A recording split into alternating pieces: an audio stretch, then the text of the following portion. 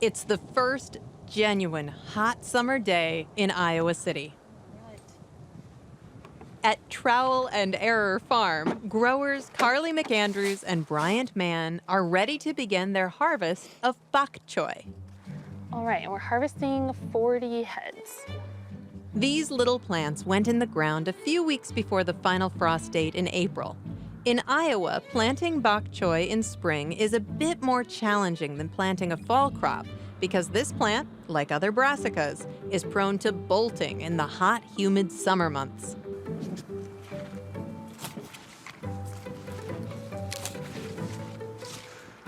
But efficiently harvesting bok choy is just one part of the job for these two young farmers. So Trowel and Error Farm, we run about a 50-member community-supported agriculture program. So we grow about 40 different kinds of vegetables.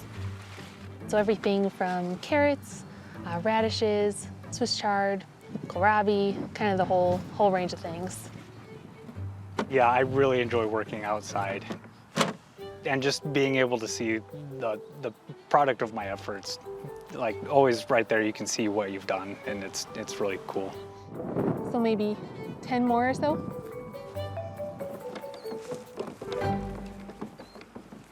Carly and Bryant have years of combined experience working on vegetable farms. They've picked up several tips for how to successfully grow a wide variety of vegetables, including bok choy. It's definitely a spring and fall crop, so it grows best at those times of year. Today is a super hot day, so getting them in the water quickly is important. I think that maybe the main issue with growing bok choy is pest pressures. Yeah, trying to make sure the aphids like it, so I want to make sure the aphids are all washed off. So we have a lot of flea beetle pressure, and we'll use like you saw, the row cover to protect it from flea beetles. So I think investing in some row cover does go a long way for making sure that you have a good bok choy harvest. The spacing really depends on the variety. It's called Making Choy. This is a mini variety of bok choy, and yeah, we just really kind of dug the light green stems and the leaf shape. So for the one that we grew, the Making Choy, we would space that about 6 inches apart. You could go as close as 4 inches. But with the larger varieties of bok choy, you're gonna wanna go more like 8 or 12 inches apart. So yeah, that's a variety called Prize Choy. And it has like the white stems, and is maybe like a more traditional bok choy.